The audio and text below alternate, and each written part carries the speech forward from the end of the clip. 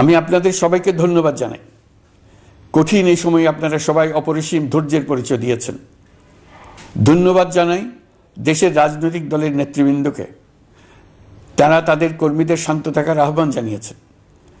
প্রতিশোধ স্পৃহায় লিপ্ত হয়ে কেউ যাতে হানাহানিতে জড়িয়ে না পড়ে সেই আহ্বান জানিয়েছেন।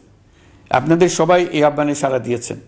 ফেসিবাদী শক্তি ভয় দেখিয়েছিল তারা ক্ষমতা ছাড়লে দেশের লাখ লাখ লোক মারা পড়বে। টানা 7 দিন পুলিশ প্রশাসন সম্পূর্ণ নিষ্ক্রিয়তা থাকার পরও ব্যাপক আকারে সহিংসতা এড়ানো গেছে।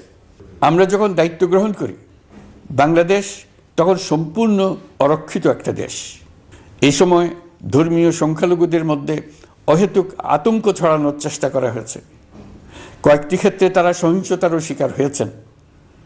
কিন্তু এটা নিয়ে যেসব প্রচারণা হয়েছে তা ছিল সম্পূর্ণ অতিরঞ্জিত। অল্প যে সমস্ত সহিংসতার ঘটনা ঘটেছে তার মূল কারণ ছিল রাজনৈতিক। কিন্তু এইসব ঘটনাকে ধর্মীয় আবরণ দিয়ে বাংলাদেশকে নতুন করে অস্থিতিশীল করে তোলার চেষ্টা করা হয়েছে।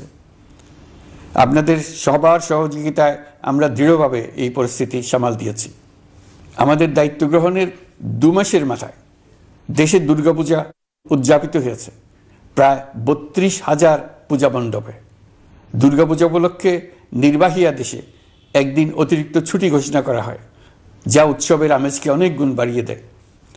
দুর্গাপূজাকে ঘিরে আমরা ব্যাপক নিরাপত্তা প্রস্তুতি নিই, যার ফলে দেশের হিন্দু সম্প্রদায় নির্বিঘ্নে তাদের উৎসব পালন করেছে। আমরা দায়িত্বে আসার পর যে অল্প কিছু ক্ষেত্রে তারা সহিংসতার শিকার হয়েছেন আমরা তার প্রতিটি ঘটনার তদন্ত করেছি। শুধু হিন্দু সম্প্রদায় নয়, দেশের কোনো মানুষই যাতে কোনো রকম সহিংসতার শিকার না হয় সেই জন্য আমরা যথাসাধ্য চেষ্টা করছি এবং সবসময় সে চেষ্টা করে যেতে থাকব।